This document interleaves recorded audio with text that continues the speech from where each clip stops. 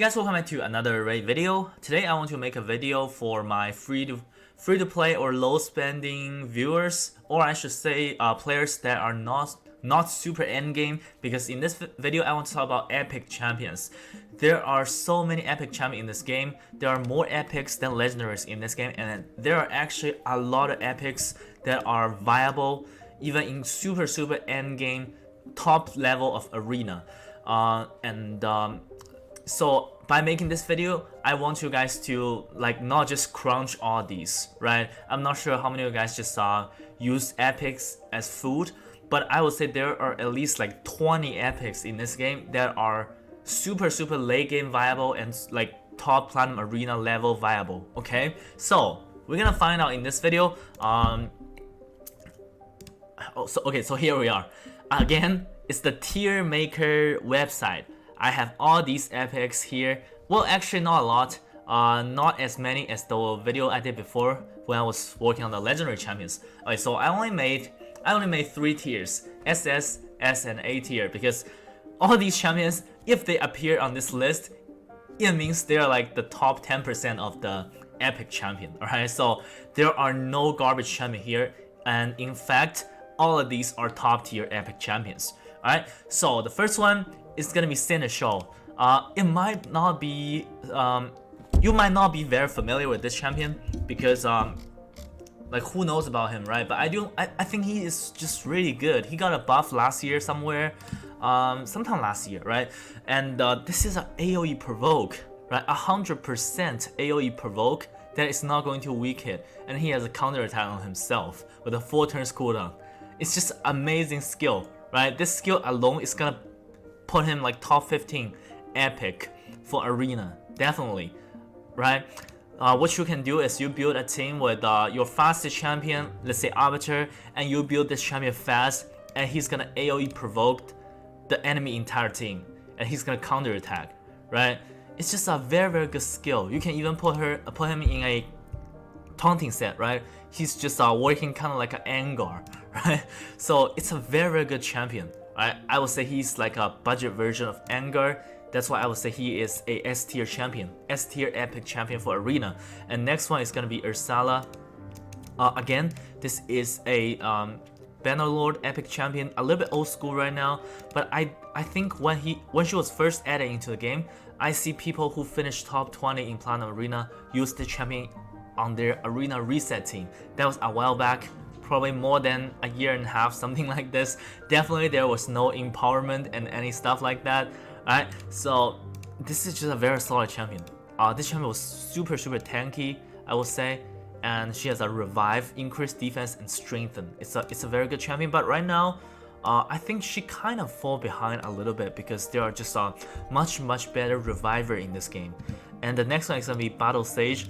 Back in the days, Battle Sage was super popular against Hegemon. She has a AoE cleanse and attack up on herself. I remember back in the days, Maneater was the first one who started to use the champion, but I would say right now Battle Sage just fall behind a little bit, because for a champion that can do cleanse, they really need to put immunity buff as well. And there are epic champions that can do cleanse and immunity. That's why I think Battle Sage fall behind a little bit, but still a top tier epic champion. Alright, the next one is gonna be Andressia. I think I made a video about Andressia 2 months ago, somewhere there. I think this is a very solid champion. The A3 is decrease the duration of all enemy buff by 2 turns. So this is basically a buff strip, right? And she can just protect one of your ally and can do stun. I think this is a very solid champion, not just in arena, just very viable everywhere in the game. Alright, the next one is gonna be Cardinal. Alright, Cardinal, super popular. When Stone Skin was first released, everybody was building a Cardinal gold second team. Sure, it's a very low spending and viable gold second team, but Cardinal's weakness is a Warlord or Basher who can put her skill to cooldown, so it doesn't work anymore, right? And she's probably, if not the best, definitely top 3 arena champion, arena epic champion in the game right now. Definitely deserve a SS tier here. The next one is gonna be Inquisitor Shamal. Alright, a lot of people sleep on him, including me, including myself. When I made a video about how to counter net crit, I think I mentioned a lot of champion, but I forgot about him. Right? There are people in my clan who use Inquisitor Shamal to counter Necret because he just deals so much damage, right? Even though this doesn't really ignore shield, I mean, this can ignore 100% of defense, right? Ignore 25% of defense. Okay, so if the target has 3 buffs, it's going to ignore 100% of defense and it's going to hit 3 times. So this is also like a Rotos killer, right? This is also a Rotos killer champion and he is still viable, right? He is still viable. An SS tier arena epic champion. The next one is gonna be Godsseeker Aneri. Like all the Void epic from Sacred Order are super good. Godsseeker Aneri is also really good, right?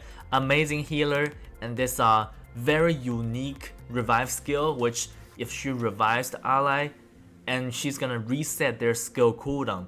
So when you're pairing this champion to revive like a Candraphone or something, it's gonna be very scary, you know. So I think this is also a great champion. Sacred Order has very high quality epics, alright. And then we go into the Barbarian faction. The first one that comes into my mind is Franklin the Fat. Even though I know like Blender team is not super popular right now, but this is just one of the best Blender champion in the game. She can give your team increased crit damage on all allies, then ally attack. So when you're, let's say you're using Skullcrown Senacia Blender team, you don't even need to build them with 100% crit. So I think this is definitely another SS tier epic. Alright, the next one is gonna be Skytouch Shaman, a little bit old school champion. I think 69 Boomer was the first one who started to use Skytouch Shaman. Well, good old days, right? I think Skytouch Shaman is just, she is still viable.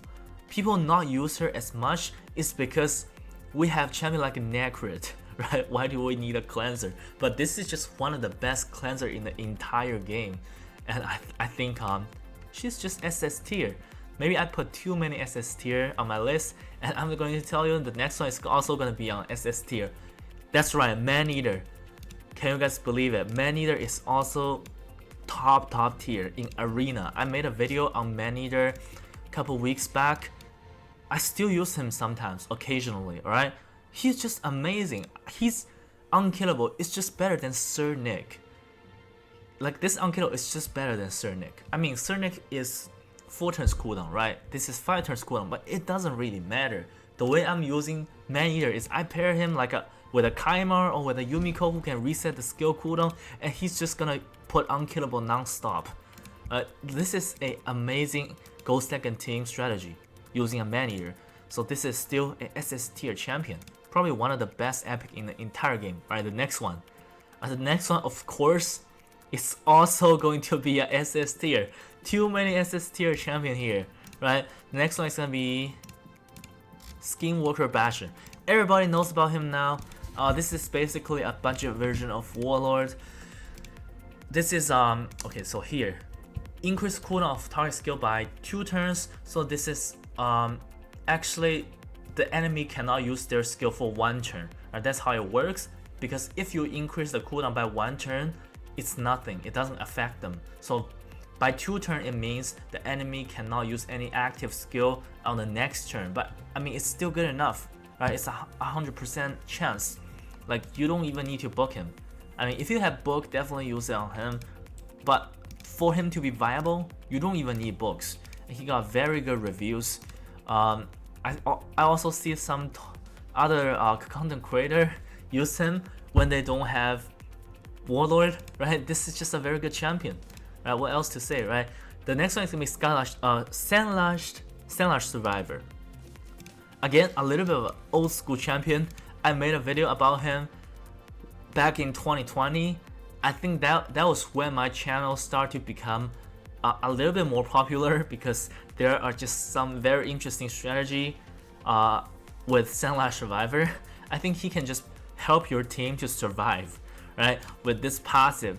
Like back in the days, there was no Ramantu, there was no Necret, and if I bring my Sandlash Survivor on my team, the enemy will not be able to one-shot my team. That's how good she is. Alright, that's how good she is. But right now, we not see her as much. It's because we have Romantu right now that can block passive. That's why she's not that viable, but I think she still deserves a spot on my list. Okay, so next one is gonna be Magnar.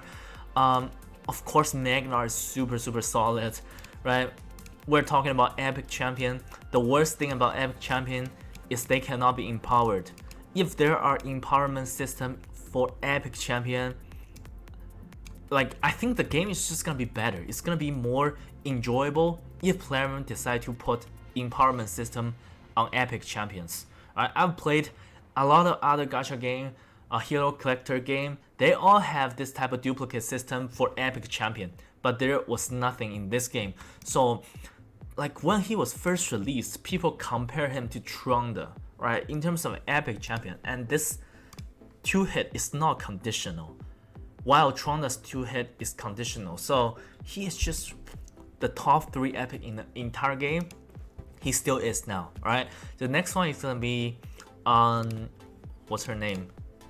Enchantress. Okay, so she's kind of similar to Seneschal, as we mentioned before, but she's actually better than Seneschal because this is a provoke with 2 turns, lasting 2 turns, right? 2 turns provoke. Think about this. The enemy cannot do anything for 2 turns. Like, she's gonna put block active skill on herself, right? She cannot do anything, but she also puts unkillable on herself. So as long as you build her with enough accuracy, she can control the enemy for 2 turns. Alright, amazing champion. That's why she's gonna be here, maybe ahead of Seneschal. Alright, the next one is gonna be Seeker. Again, a little bit of old school champion, I would say. Seeker is really old school. Seeker was kind of like the meta back in early 2020. Now it's like almost 3 years. Almost 3 years later, I think he is still usable, especially against let's say Gold 5 teams, Gold 2nd team. Seeker is still usable. This passive just cannot be forgotten, you know.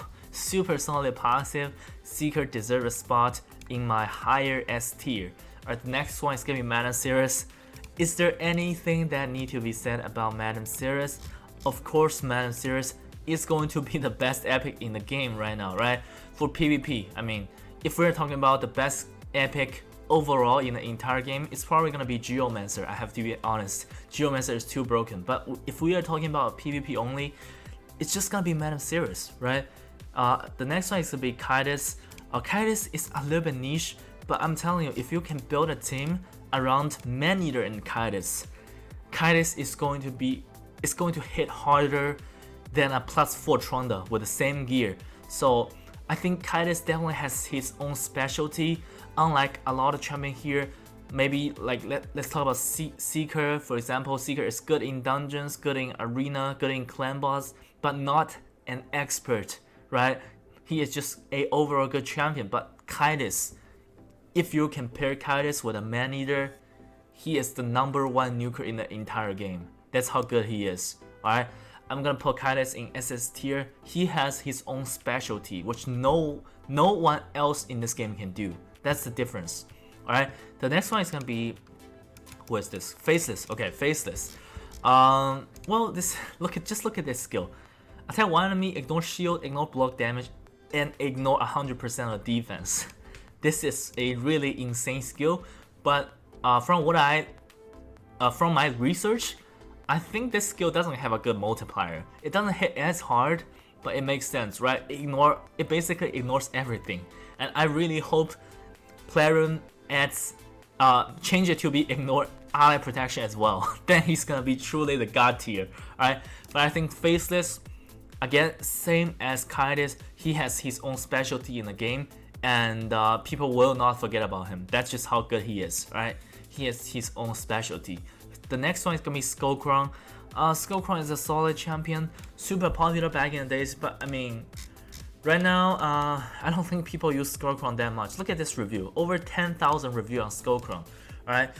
And he was my most wanted champion when I first started playing this game. He is a campaign farmer, he is a arena nuker, but I mean, right now we are just having so many more arena nukers, right? Even let's say from the fusions, we have Herndig, right? I think Herndig is just better than Skullcrown by any means, right? And it's a fusion champion. That's why I don't think it's necessary to use Skullcrown right now. That's how I feel.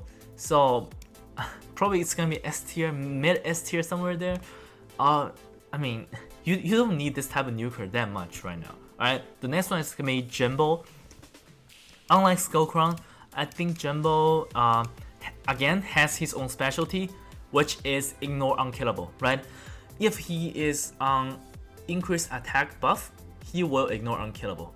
It's just, I mean, he has a above average multiplier, not crazy good, but above average, and he can ignore unkillable. That's just his specialty. No one else can do that, right? I don't think there are any like AoE attack champion that can just ignore unkillable. There are obviously single target damage dealer that can ignore unkillable, but as far as AoE damage dealing, I don't think anyone else in the game that can do this. Alright, so yeah, Jimbo is going to be an SS tier champion. That's gonna be my list. Like I said, all these champions are very solid. If the champion can make to this list, it means they're on the top 10% of all epics in this game.